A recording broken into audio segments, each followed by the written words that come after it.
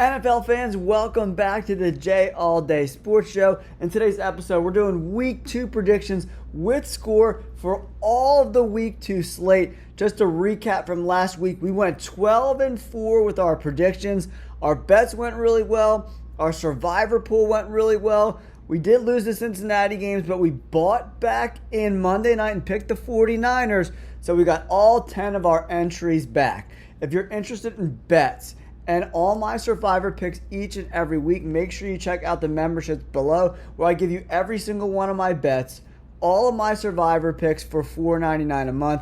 If you would have did my bets last week, I did $100 worth of bets. We were up $65, 65% return on investment. So that $4.99 a month is already paid for just from week 1. All right, let's do a quick recap of week 1. We got the Kansas City Eagles, Minnesota, New Orleans game right. We got the Atlanta game and the Cincinnati game wrong. We went with Atlanta and Cincinnati, both the home teams, and then Pittsburgh won a sloppy game, and New England also won a pretty sloppy game. The other losses we have was the Dallas-Cleveland game. Dallas looked great. Deshaun Watson looks like he's never played football before a day in his life. He looked terrible. I think he's cooked. And I thought the Raiders were going to play a lot better. They had a chance to win that game. 4th and 1 at the 50, and they punted. And then the Chargers went down and scored again. Horrible coaching by the Raiders. The defensive line was trash. They let the run for the Chargers go all over them all game long. And we also won the Seattle game, the Detroit game, San Francisco, Tampa Bay, Miami, Houston, Chicago, and Buffalo. Pretty good first week, 12-4, not too shabby. All right, let's get into week 2 with scores. Let's start this week off with the Thursday night game. It's going to be a doozy. Buffalo Bills, who had a solid come-from-behind victory over the Arizona Cardinals. Miami Dolphins won a close one versus the Jaguars, too. The line's only 2 points. This is going to be a really good game. I think it's going to be another high-scoring affair for both of these teams. I think we're going to go with the Miami Dolphins 30-27. I think this is going to be a battle of offenses. The Miami Dolphins defense actually surprised me last week, and they played pretty well. Tyreek Hill balled out after that horrible situation. But the Buffalo Bills secondary definitely concerns me a little bit. They did a good job stopping Arizona and the run, but they weren't so good against the pass. A lot of missed assignments, missed tackles. I think the Dolphins wide receivers have a big day. That's why I'm going with the Dolphins 30-27. Then we move on to the Raiders at the Ravens. This line already went from 9 points yesterday up to 10 points. The Raiders looked horrible. That rush defense was really, really bad. And if they can't stop a battered offensive line from the Patriots with Ramondre Stevenson, how are they going to stop Lamar Jackson and Derrick Henry, man? I think Derrick Henry absolutely balls out, rushes for over 100 yards. I'm saying 24-10 Baltimore Ravens. The Raiders were extremely disappointing. They added Christian Wilkins from the Dolphins, but that didn't help the D-line at all whatsoever. They were terrible against the run, even though Gardner Minshew didn't play too bad. He actually played pretty good. The defense, which is what really disappointed me, and the coaching, just absolutely terrible. The Ravens dominate this game. Yeah, like I said, 27-10, something like that. Next up on the slate, we have the New Orleans Saints traveling to Jerry's World to take on the Cowboys. A battle of two teams that played extremely well in week 1. But they also played two inept offenses. The Saints defense is pretty good, but Bryce Young was terrible. Straight up. He was just super cheeks. He threw an interception on the first play from scrimmage. He was inaccurate with the football all day long. He's really small and undersized. His vision down the field is not very good. So this will be a huge test for this Saints team and this defense going to Dallas to take on the Cowboys. The Dallas Cowboys defense is extremely talented. I look for Derek Carr to struggle this week. He's not going to be as effective against this Cowboys defense as he was last week versus the Panthers. I'm going with the Cowboys to win this game 27-17. I think the Cowboys defense is really going to stymie this Saints offense. They're not very deep. Alvin Kamara is getting older. Olave wasn't even productive last week against the Panthers. Hill was pretty good last week against the Panthers, but I don't look for that to continue against this great linebacking core led by Micah Parsons and the Dallas Cowboys. Cowboys dominate this game 27-17. Chargers at the Panthers. Chargers surprised me a little bit. I mean, the game versus the Raiders was a really sloppy game. It wasn't a good game to watch if you're an NFL fan. The Chargers did what the Chargers are going to do. They want to run the ball all the time. Carolina Panthers just lost Derek Brown, a team captain, the best player on that defensive line. The Chargers are going to run the ball down the Panthers' throat. And the defense played pretty good for the Chargers. I mean, the Raiders just looked so bad in that week one. I was really, really disappointed on a team I thought that was going to come out and play a little bit better. Panthers are going to lose this game. It's going to be probably a low-scoring affair. I'm saying like 20-7 Chargers. I think they dominate this game. They're going to run the ball. They're going to control the clock the entire game. They're not going to force Herbert to throw a lot of, like they did that against the Raiders in that last drive. They ran the ball like 11 out of 12 plays or something like that, whatever it was. They're going to only make Herbert throw in spots where he needs to make throws. They're going to rely on the run, then use play action based on that. Chargers dominate this game easily. I'm saying, 20-10. All right, and then we got the 49ers at the Minnesota Vikings. This should be a really fun game. 49ers dominated the Jets last night. They were incredible to watch. They saved my butt on Survivor, so now I have all 10 of my teams ready to go for Week 2. I like the 49ers to dominate this game. The Minnesota Vikings won last week, right? But they played a horrendous Giants team. Daniel Jones with the pick six in the end zone, throwing the ball right into Van Ginkel's chest. Like, God, Daniel Jones is so bad at football. I feel bad. I don't feel bad for Giants fans because they're Giants fans, but almost. I can almost shed a tear for Giants fans, but I don't. All right. I'm going with the 49ers to win this game 24-23 in a close game. I think the Vikings offense is pretty good with Addison. Sam Darnold looked pretty good last week, but the 49ers are just going to be too much. They forced some good turnovers against the Jets. That's why they dominated that game. I think Sam Darnold will be a little more careful with the football. So let's say 24-23. 49ers get the job done again. We'll have to see if Christian McCaffrey plays, but their backup running back had a huge game against the Jets, so they can let Christian McCaffrey get healthy and still win games. This is, I thought, was going to be one of my favorite games of the week. The Colts traveling to Green Bay to take on the Packers, but no Jordan Love. I think Malik Willis is going to be the quarterback there for the Green Bay Packers. Yikes, guys. The Green Bay Packers are going to have to use their backup in this spot. Jordan Love's going to be out anywhere from 3 to 6 weeks, depending on the severity of that MCL sprain. The Colts look really good. They were in that game the entire game versus the Houston Texans, who are one of my top teams in the entire NFL. The Colts are really good. They're well coached. Anthony Richardson showed that he is a top-tier quarterback in this league. That deep ball he threw was absolutely insane. He throws one of the best deep balls in the NFL. Jonathan Taylor, a resurging defense with the Indianapolis Colts. The Colts win this game, I think, in dominant fashion because I think the Packers are going to really struggle with the backup quarterback. I'm saying 27-14. The Indianapolis Colts get a big road victory against a Jordan Loveless Green Bay Packers. Then we're going to move on to the Seahawks at the Patriots.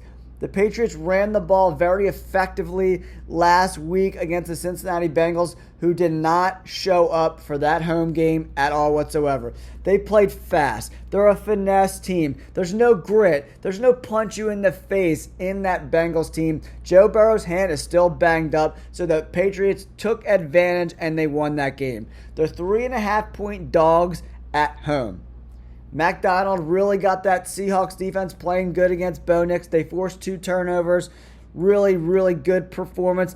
But the Seahawks offensive line, oh my gosh. Can they get anybody that can block on that offensive line? Geno Smith looked terrible in the first half, but he played better in the second half. But oh my God, that offensive line is absolutely terrible. This is going to be a really close game. I think the Seahawks win a close game 2017. It's going to be a really close game. The Patriots could pull this out, especially playing at home. Seahawks got to fly across the country. From a betting perspective, I'm staying far away from this game. But I think the skill position players for the Seahawks and that defense are going to contain the run game. Like, Brissett only threw for 121 yards last week, and they still won. That's how horrible the Bengals played. I'm going with the Seahawks to get a dub here, 2017. New York Jets at the Titans. Jets did not look too good last week. The Titans dominated in the first half and really let the game slip away in the second half. Will Levis made some horrible decisions, and that Bears special teams and defense won that game for them. Unluckily for the Titans, the Jets have a really good defense as well. So I think the Jets get right on the road and get a win here, 23-13. I like for Aaron Rodgers, there was a lot of drops in that game. Breece Hall with the big fumble. There was at least 4 drops. Receivers running bad routes. That's what happens when you don't play at all in the preseason. And Aaron Rodgers was doing whatever the hell he was doing in Egypt or whatever, not showing up for mandatory camp. That's why you lost that game, Aaron Rodgers. Stop being a D-bag and just show up for your teammates. How about that? You're 40 years old. You need to show up to all the mandatory stuff in camp. That's why you lost. That's why the team was dysfunctional in week 1. But I think they get it right against a mediocre Titans team. Going to be close. I'm saying, 23-13, 2013, something like that. Let's go 2013. Jets get a road victory. Buccaneers versus the Lions. This is going to be a very exciting game. I think the Buccaneers are in play for a teaser, man. A sweetheart teaser, 11 points. If you do 4 or 5 teams, getting the Buccaneers an 18 points, I like that, man. They got a pretty good defense. The Detroit Lions proved they were really good, but they have a very young secondary. Rakestraw and Terrion Arnold didn't play great against the Rams. Puka Nacua, who got hurt in the game last week. Cooper Kupp just absolutely dominated that defense all day long. I look for Godwin to be in that role, kind of getting moved around in the slot a little bit. The Tampa Bay Buccaneers could win this game, guys. You know what? I'm calling an upset. Is this my first upset of the week? I think this is my first upset of the week. I'm saying the Tampa Bay Buccaneers go on the road and win a nail-biter, 27-24. Last-second field goal gets it done for Baker Mayfield, who looked really good last week. 4 tutties, no turnovers against the Commanders. Dan Quinn is the head coach there. Very good defensive mind. Buccaneers look pretty good. I'm worried about the Detroit Lions secondary, man. The pass rush showed up a little bit, but they're really young and inexperienced in the secondary. Baker Mayfield, Mike Evans, and Chris Godwin take advantage. 27-24 Buccaneers with the upset. Giants at the Commanders. The Giants are a disgrace to any New York football Giants team. They brought all the guys back. Eli was back. Phil Simms, Lawrence Taylor to celebrate. I think it was 50 or 100 years. I forget whatever it was. And they laid an absolute egg. I feel bad for Malik Neighbors because Daniel Jones sucks.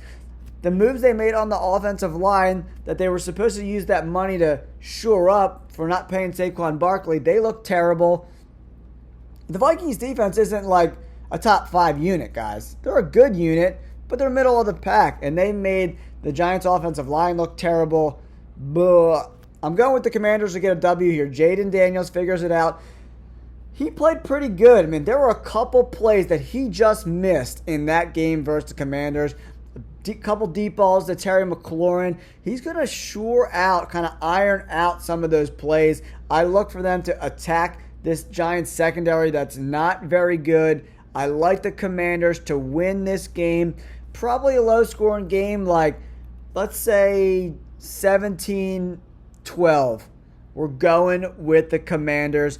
The Giants kick a bunch of field goals.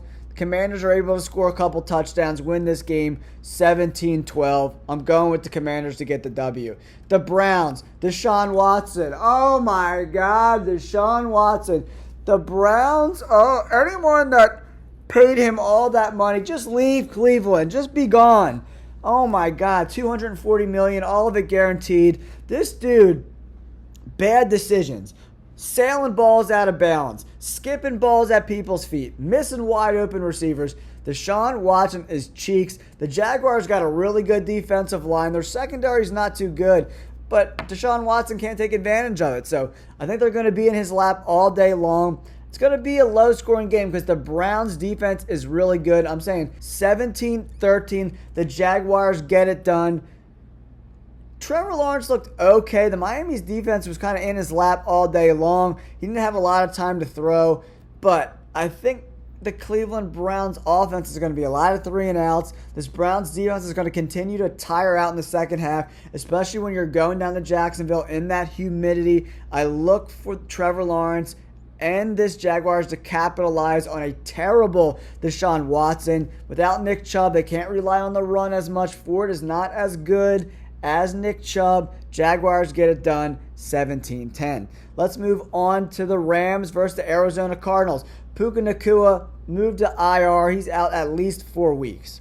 Arizona Cardinals looked good on offense, even though Kyler Murray gets happy feet in the pocket. That's my biggest criticism about Kyler Murray, dude. He does not let it develop. He doesn't let plays develop. If there's a little bit of pressure, he's just running around all frantic, missing wide open guys. There wasn't even a guy on that one play to Marvin Harrison Jr., a defender in the same zip code. Kyler Murray's vision sucks down the field, and that's going to really hinder this offense. They played okay. The defense, not very good. Even without Puka Nacua, Cooper Kupp has a monster game. The Rams win on the road, a close one, 24-23. That D-line's got to figure it out a little bit without Aaron Donald, but the Arizona Cardinals offensive line struggles a little bit. And when that offensive line is not very good to begin with, that flushes Kyler Murray out of the pocket too often. James Conner looked okay last week. I'm going with the Rams to get a road victory, 24-23. Let's move on to the Bengals at the Chiefs. The Bengals, oh my God, they looked unspirited at home. The crowd looked great in the first half, but they quickly lost their enthusiasm because Joe Burrow is still hurt. That hand is banged up. He's going to struggle with that hand all year long. I talked about this earlier on the channel. I had a tendon hand injury when I was playing football. I got my hand when I made a tackle caught up in a jersey and it snapped my tendon in half, and my pinky is still not the same. It's never been the same. It's been 20 years since that happened, and my hand is still not the same. Obviously, Joe Burrow has better doctors, better physical therapy, but torn tendons, they never heal 100%. I don't care what anybody says. It's never going to be 100% again. Can it get back to 90 to 95%? He could still be effective at the quarterback position. That remains to be seen. But he looked awful in that game. I really underestimated how much Joe Mixon meant to this team. He's a great blocker on blitzes. He's a great runner in between the tackles, outside the tackles. He can catch passes out of the backfield. He balled out for Houston. Cincinnati made an egregious error by letting Joe Mixon walk.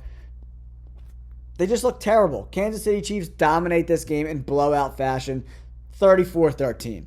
Steelers at the Broncos. This should be a really interesting game. Justin Fields made some good throws. He made some bad throws. George Pickens is absolutely ridiculous. Steelers fans, you better be so happy that you have George Pickens to make Russell Wilson and Fields look so much better because he's incredible. He's an unbelievable talent. The defense, led by Watt, super explosive. They dominated the line of scrimmage against a very good offensive line with the Atlanta Falcons. The Broncos' offensive line, not as good as Atlanta's. Bo Nix struggled a little bit. In spots, he looked okay. Sean Payton just loves to dink and dunk. 4 yards, 5 yards, 6 yards, 4 yards, 3 yard passes. Throw the ball down the field, Sean Payton. Goodness gracious. Throw the ball down the field a little bit. You're not going to win games throwing the ball 4 yards every play. They're going to struggle to do the same thing, dink and dunk their way to a loss. Steelers win this game 20-13. Going to be a close game. Maybe let's go 23-13. I think the Steelers can score a little bit more points. Pickens has a big day. 23-13. Pittsburgh Steelers get a road victory. This game's really interesting as well. Chicago Bears, Houston, Texas, prime time Sunday Night Football. Texans dominate. Caleb Williams looked horrible. He was inaccurate with the football. The Giants' special teams and defense saved Caleb Williams' tush magush. Texans dominate in all factors. Caleb Williams, I think they win at least 2 scores. I'm going 27-17. Texans dominate. Bears get some late points to make it, a little bit closer in garbage time. Caleb Williams struggled against a mediocre Titans defense. The Texans defense is better. It's better coached. And the Texans offense is 100 times better than the Titans. The Bears are going to struggle. Caleb Williams got lucky. He only threw for 97 yards. He was just running around like a chicken with his head cut off, throwing off his back foot. In the NFL, you cannot consistently throw off your back foot. You're not Aaron Rodgers, Caleb Williams. You need to drive into the football, plant your feet, use all your body and all that leverage to chuck the ball downfield so you can get him into those tight windows. Throwing that off your back foot, throwing unbalanced, throwing across your body is not going to work in your rookie year. You're not good enough to do that. You're just not. Texans dominate this game, guys. I'm going, 27-13. Domination from the Texans. They blow out the Bears in prime time. Atlanta Falcons at the Philadelphia Eagles. Kirk Cousins did Kirk Cousins things, threw 2 picks. Not really careful with the football. They relied way too heavily on Bijan Robinson. I think he touched the ball like 30 freaking times in that game. The offensive line underperformed, but the Eagles' secondary is not very good. Avonte Maddox in the slot got shredded. Absolutely shredded. I'm looking for Cooper DeJean to start in the slot, or let Isaiah Rodgers on the outside, move Quinyon Mitchell to the slot. Atlanta Falcons just did not look good against a very good pass rush. Can the Eagles' pass rush get to Kirk Cousins and disrupt him like the Pittsburgh Steelers did? We all know Kirk Cousins sucks at primetime. That's why I'm going with the Birds to win this game. Saquon Barkley balls out again. Let's say 24-20. The Eagles get a victory. But I think Kirk Cousins is a little bit better. The Eagles' pass rush is not as good as the Pittsburgh Steelers. He's going to have a little bit more time, I think. They still got Huff and Jalen Carter. So we'll have to see if this Atlanta Falcons offensive line can step up after a mediocre / lackluster performance against the Pittsburgh Steelers. You know what? I'm going 27-20. I think the Philadelphia Eagles, with those wide receivers and with a not-so-good pass rush, Jalen Hurts is going to have a lot of time to throw the football. 27-20, Philadelphia Eagles get the victory. If you haven't subscribed yet, make sure you do that, guys. We're closing in on 8,000 subscribers, guys. Thank you so much for tuning in. And don't forget about my memberships. $4.99 a month. You get all my bets. We were up $60 on $100 worth of bets. It already pays for a year if you followed all my bets in week 1. And also, if you want my survivor picks, I'll give you one of my 10 survivor picks in a video later this week, but I will give you all 10 if you're in my members only. All right, thanks again, guys. Peace.